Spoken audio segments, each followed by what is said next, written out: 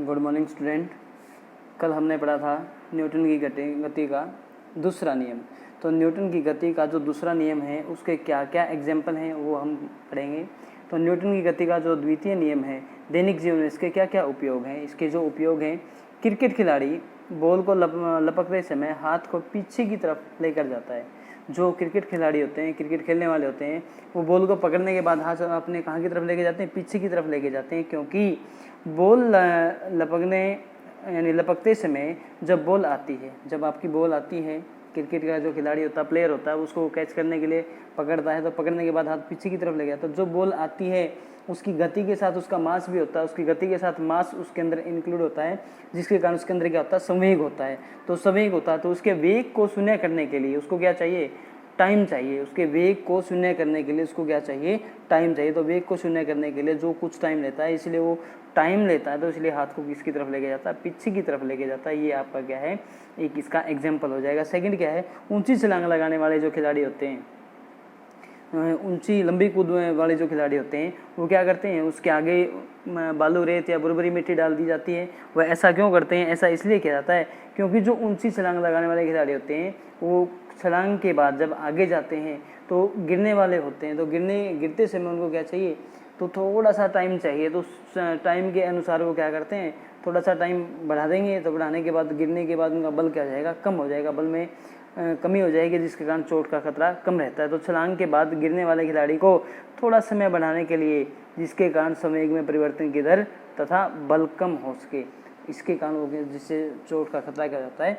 कम हो जाता है। इसलिए हम किसका यूज़ करते हैं, बालू मिट्टी का यूज़ करते हैं। उसके बाद न्यूटन की गति का तीसरा नियम। तो न्यूटन की गति का तीसरा नियम क्या कहता है, क्रिया बल, जो क्रिया बल होता है और प्रतिक्रिया बल दोनों एक दूसरे के समान होते हैं, परंतु क्या होते हैं, विपरीत होते हैं। तो क्रिया और प्रतिक्रिया बल एक दूसरे के समान तथा विपरीत होते हैं। ये न्यूटन की गति का कौन सा नियम है, ये न्यूटन की गति का तीसरा नियम। उदाहरण के रूप में घोड़ा जब गाड़ी को क्या करता है, खींचता है, तो उसमें यानी उसके द्वारा, घोड़े द्वारा, किसके द्वारा, घोड़े द्वारा धरती अथवा पृथ्वी के ऊपर क्या लगता है, बल लगता है, जो क्रिया करने के लिए बल लगाता है। तो इसके अपोजिट, इसके विपरीत में पृथ्वी क्या करती है, उस घोड़े के जो पाँव होते हैं उनके ऊपर क्या लगाती है, एक प्रतिक्रिया बल लगाती है, जिसके कारण गाड़ी हमारी क्या करती है, आगे बढ़ती है।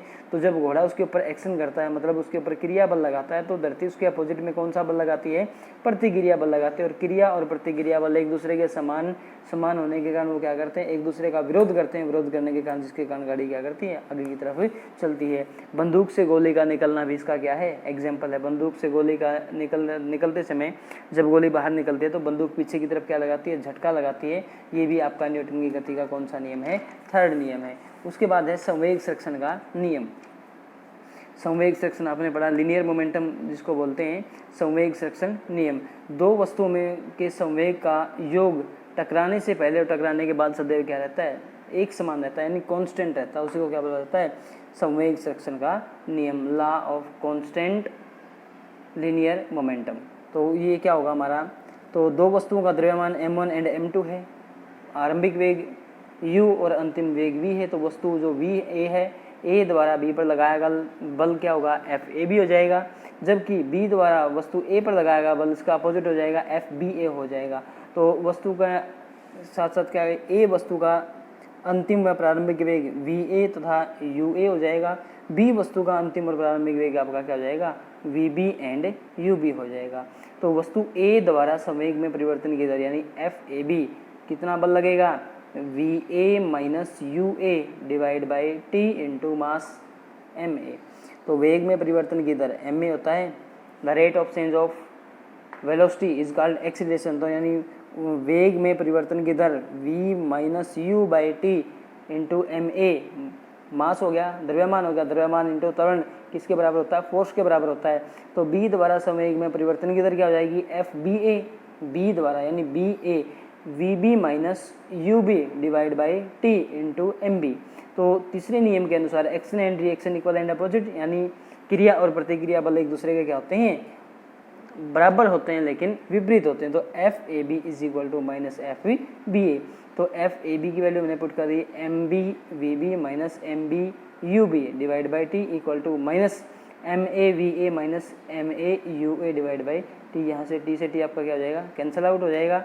उसके बाद हमारे पास बचेगा जो M से M क्या अंदर लेके चले गए, मल्टीप्लाई हो गया MB minus MBVB minus MBUB equal to minus multiply करोगे माइनस MAVA प्लस का MAUA।